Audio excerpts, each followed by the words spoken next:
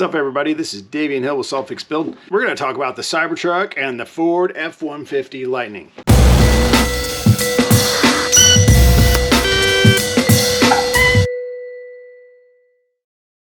Which one's better? And it's really up to you to decide, but what I'm going to do is I'm going to give you a bunch of objective data, and I'm going to go a little bit deeper than most people do. I'm going to talk about the batteries, I'm going to talk about things like full self-driving, I'm going to talk about charging networks and how well they might charge, and you can decide for yourself after we go through this. So keep watching if you're interested. All right, so let's look at the truck lineup, okay? It's not just the Cybertruck and the F-150. We've also got the Rivian R1T. We've got the Bollinger B2. We've got the GMC Hummer coming. I'm using the F-150 hybrid as a benchmark because that alone is actually a pretty cool truck. It's really well optioned. You can use that as sort of a benchmark in terms of price, capabilities, all around truckness. So one of these guys coming out. Right now you can get the F-150 hybrid Lariat today. The Rivian R1T is supposedly a Q4 2021 release. The F-150 Lightning is Q2 2022, May of 2022. The Cybertruck, maybe some limited edition releases at the end of this year. The Bollinger B2 is another one that's supposedly a Q4 2021 release. They have been kind of quiet lately and they've been pretty slow to get their production up, so we'll see.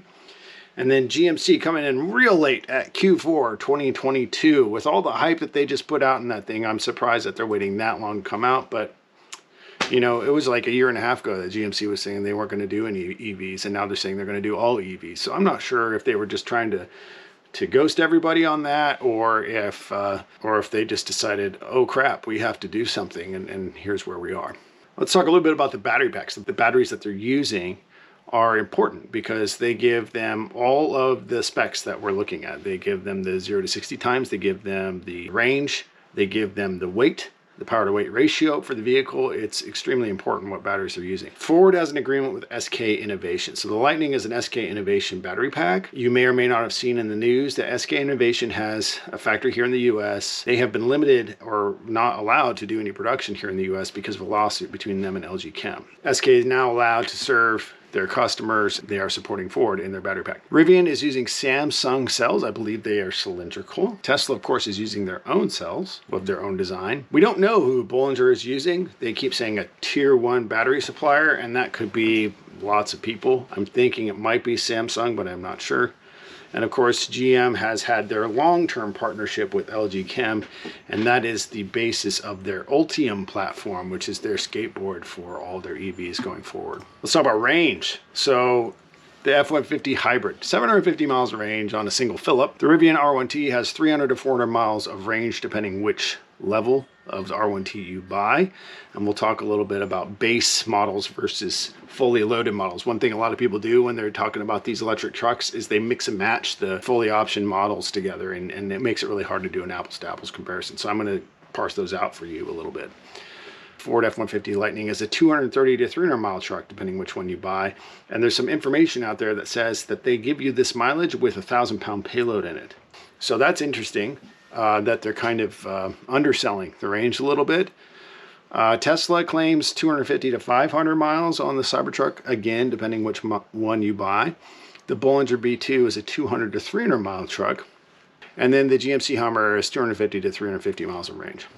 Price, that's what everybody really cares about. The F-150 hybrid, our benchmark, is a $66,345 truck. The Rivian R1T is $67,500 to $85,000, again, depending which option you buy.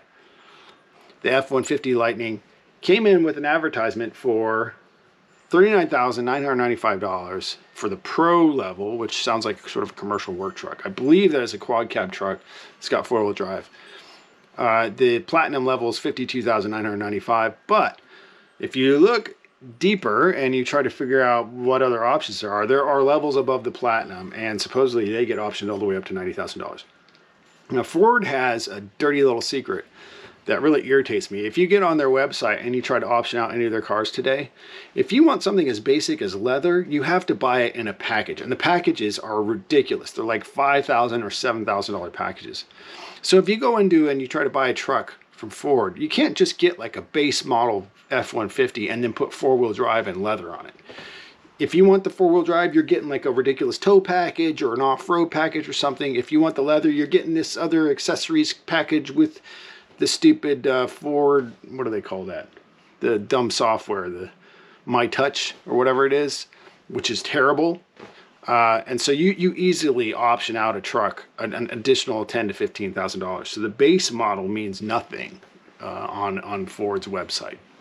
Tesla Cybertruck is $39,995 to $69,995. Now they have been pretty consistent on hitting their opening prices, and they don't bog you down with a whole bunch of crazy options when you look at a car on Tesla's website. If you want the performance version, you step it up, and they tell you what the price is for the performance version.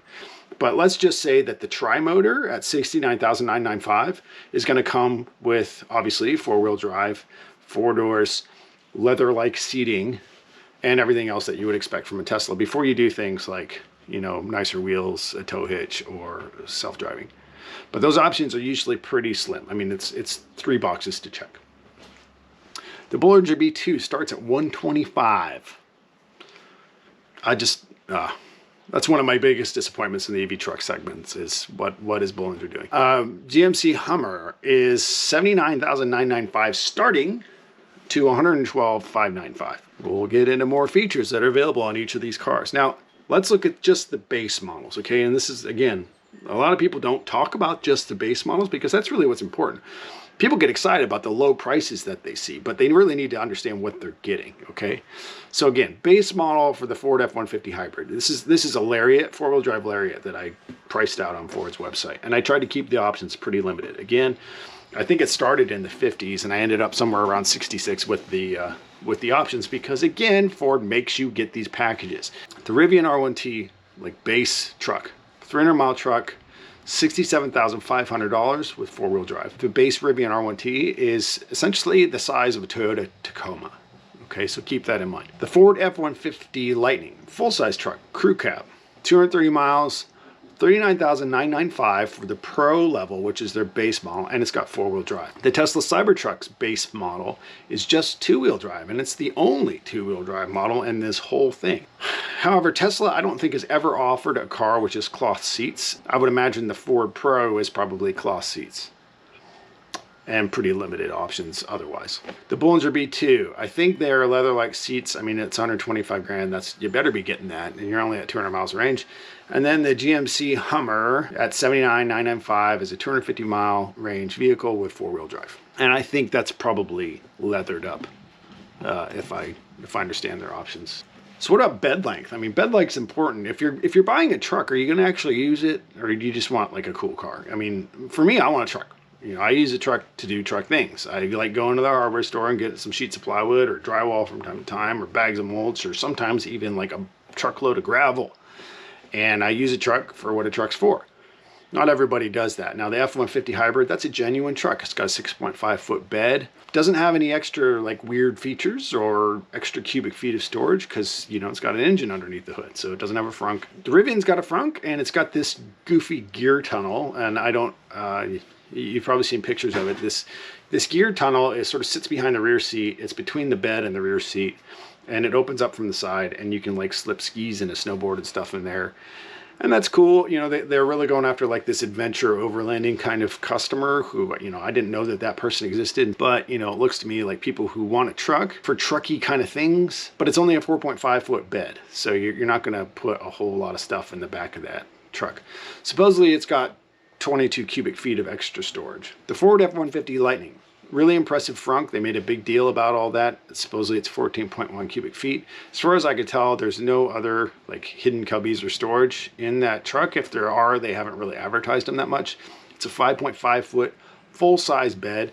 So if it's 4 feet wide, you can lay down your plywood and your drywall back there. That's a genuine truck. The Tesla Cybertruck has a 6.5 foot bed, as big as the F-150 Hybrid. Not only does it have a frunk, but supposedly it has storage in the sail pillars, under the bed and under the rear seat, and they sum all that up to 100 cubic feet. It's 4 times bigger than anybody else on this whole list, according to what Tesla has said so far. Now, they haven't shown us a lot of details of that.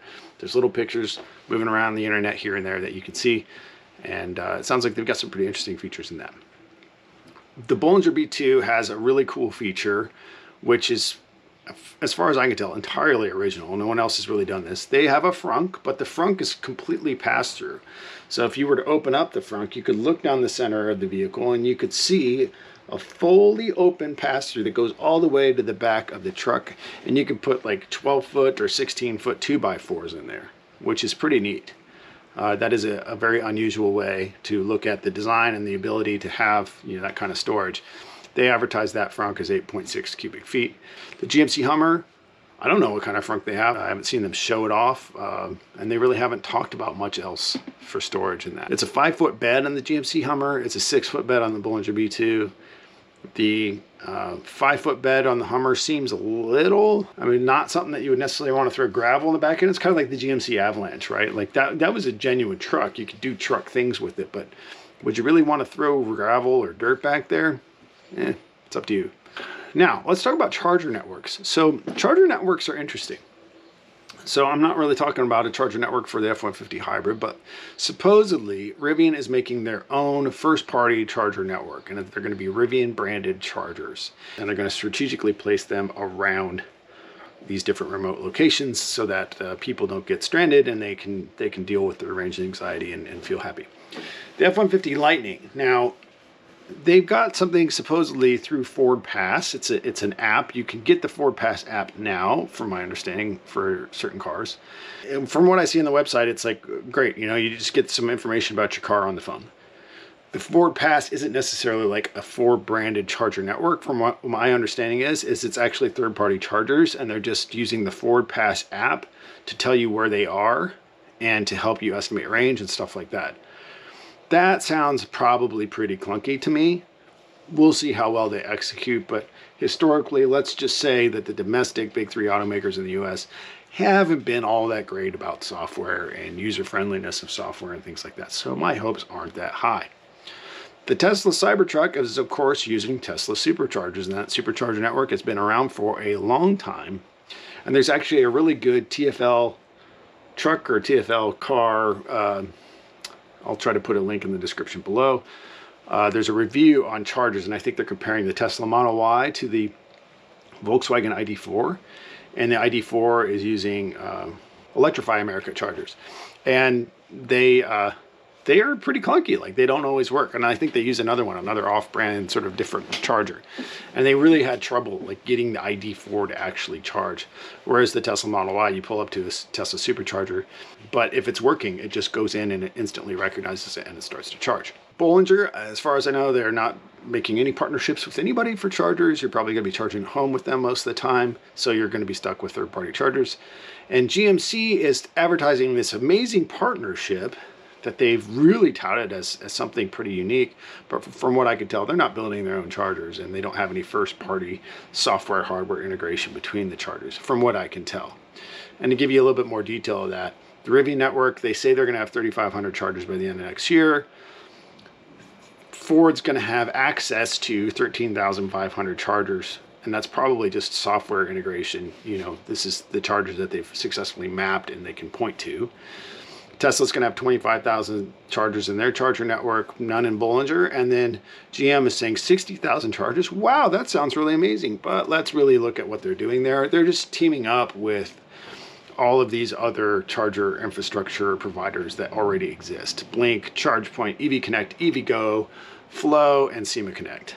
So really, GM hasn't done anything new here. It's just they're going to point to where these other ones are already located. So big deal.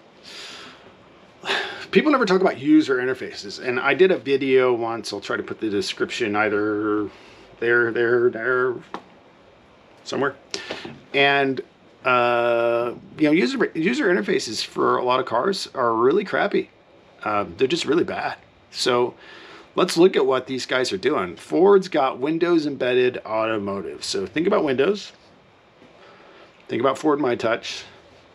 Yeah. Tesla's user interface is pretty good. Rivian has Linux too, and this is derived from the fact that they've had job postings asking for software interfaces for vehicles with people with experience in Linux. I think that's promising, and Rivian has hired some folks from Tesla. Bollinger, nothing. And Bollinger's CEO has said he doesn't want any of that crap in the car. He doesn't want self-driving. He doesn't want it. live updating. He doesn't want any of that. He just wants a simple truck. So that's what he's making. GMC's user interface is going to be powered by Android, so that'll be its operating system.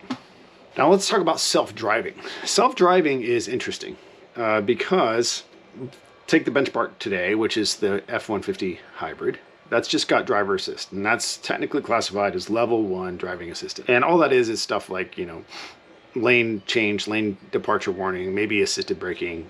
Rivian is supposedly going to have a level 2 system called Driver Plus. That's going to be their first generation, obviously, because this is going to be their first generation vehicle. Ford's going to have Blue Cruise. This is also first generation level 2. Level 2 means you can have like automated cruise control, where it's sort of self-steering, like keeping you like automated cruise control on the highway. The Tesla Cybertruck is of course going to have second gen level 2. That's Tesla's autopilot. Tesla's already doing level 3 like features, like summon and automatic parking. So you're going to have all that built in, and then you could opt in to pay the extra 10,000 bucks or whatever it is by the time you order a Cybertruck. So you're looking at, you know, something significantly more advanced with Tesla, just because they've had it on the road longer than anybody else. Bollinger, nothing. GM Super Cruise, again, first gen level 2. Let's talk about the battery cells for a minute. Now, I've been testing batteries, I've been speccing batteries, now I'm buying batteries as an energy storage developer. So I'm very well versed in batteries, and I have tested all of these guys in one way or another over the last decade and a half, and I've seen them grow from nothing, you know, $1,000 a kilowatt hour back in 2008 to, you know, $100 a kilowatt hour today, and it's been a great ride. So here's something that I really want to point out and I think is really important.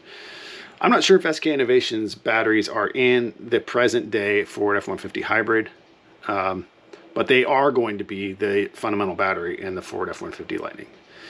That's a commercial off-the-shelf cell, meaning that Ford signs a big, huge supply agreement with SK. They integrate the battery cells into their own packs, but they're buying a cell that SK is already going to produce. So they have to engineer around whatever SK's limitations are. Same with Rivian. They're buying Samsung SDI cells. That's my understanding. They're cylindrical, and then Rivian's pack is an array of those cylindrical batteries, and I think they've got 2 layers deep. Tesla obviously is a fully integrated, dedicated cell that they've designed from the ground up specifically for their purposes. So very unique. Bollinger, again, they're working with a commercial off-the-shelf cell. I don't know who it is. I think it might be Samsung. They're saying that they're working with tier 1 suppliers, whatever that means. So there's no picture here because I don't know who it is. GM has had a long time relationship with LG. Here's why that matters. If you look at the design for the packs, okay, so you start with the cells. Now remember, everybody is working with a commercial off-the-shelf cell except for Tesla. So everyone else has a pack in frame, meaning that they've got a frame, and the frame is designed to accommodate a pack, and the pack sits between the frame rails. And everyone else is first gen. So Rivian is first gen, Ford F-150 Lightning is first gen, the Bollinger is first gen, and the GMC Hummer is going to be first gen Ultium. Tesla is now on their 3rd gen pack. Remember, the very first battery cells that they put into the Tesla Model S were 18650s. They designed those with Panasonic. They're essentially taking something like a commercial off-the-shelf cell, Panasonic 18650. Then they started making iterations on it. They have tweaked the chemistry slowly over time. So then they had a lot of battery packs from, like, say, I want to say 2016, 2017 until about now, of the 21700 cells, the cylindrical cells. So those were 2nd gen, you know, slightly modified, slightly recipe tweaked Tesla cells. Now we are getting into the 3rd gen. This is the 4680 cells. These are still cylindrical, but now we are integrating them into a full structural pack, and that production is starting right now. So this is a big deal. We're 3rd gen in. They've managed to eliminate a bunch of mass on the cells. They've eliminated heat generation on the cells because they're tabless. They've gotten rid of all this like extra weight from making the pack itself structural. So this is a significant advancement. They are 2 generations ahead of everyone else. I just want to talk about value. Now you can decide whatever you want. Maybe you look at the Tesla Cybertruck and you think it is ugly as hell and you'll never buy one, and that's fine. That's up to you. Maybe you hate Elon Musk and you think he's full of crap. That's fine. That's up to you. But just look at the value, okay? If you look at the Tesla Cybertruck, regardless of whether or not you like it. Just look at its functionality. It's got a structural pack, nobody else does. It's on its 3rd gen of battery cells. It's got its own first-party charger network that works pretty well. It's got 2nd generation level 2 self-driving with extra features that are almost level 3. It's got 100 cubic feet of extra cubbies and stuff. It's got up to 500 miles of range. I'm talking about the fully loaded versions here. You can get all that in the tri-motor for 70,000 bucks. Again, our benchmark here is the Ford F-150 hybrid. You want some cool stuff in your Rivian and you fully option it out, you're at $85,000. You got 22 cubic feet of extra storage. You got 400-mile range. Your 1st gen, pretty much everything. Your first gen battery, your 1st gen first-party chargers, and your 1st gen level 2 self-driving with a pack and frame. The F-150 Lightning pack and frame, it's a new frame, so it's not just like an old F-150 frame. They made a dedicated new frame specifically for this truck, so that's cool. But it's 1st gen for this purpose. 3rd-party charging, 1st gen level 2 self-driving. It's got a pretty cool frunk. 300 miles of range, probably more than that because again, they've payload adjusted it, but you're going to be paying at least 53,000 bucks for that. And then, you know, you got the Bollinger, which is pretty basic, 300-mile range truck for $125,000, just a ridiculous price. And then the fully priced Hummer at $112,595 for a GMC. Dang, that better be a nice truck.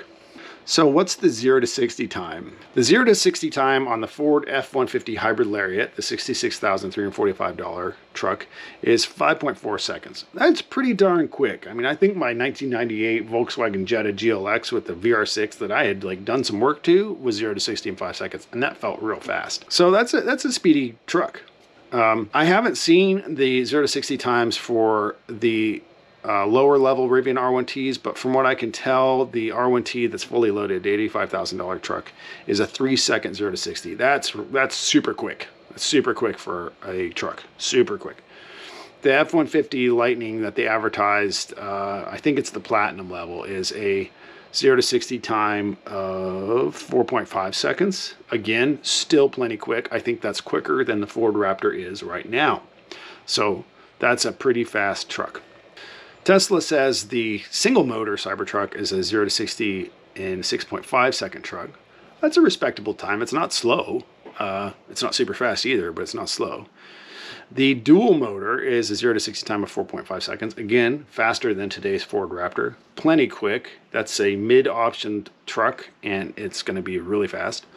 And then the Cybertruck Tri-Motor is 0 to 60 time of 2.9 seconds.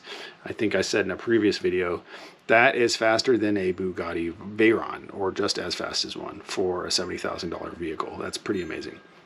The Bollinger B2 supposedly will have a 0 to 60 time of 4.5 seconds. And I don't know what the mid-level and low-level optioned Hummers are going to have, but the Hummer EV Edition 1 is a 0 to 60 time of 3 seconds. So these are all fast trucks, really fast trucks. So that's pretty neat.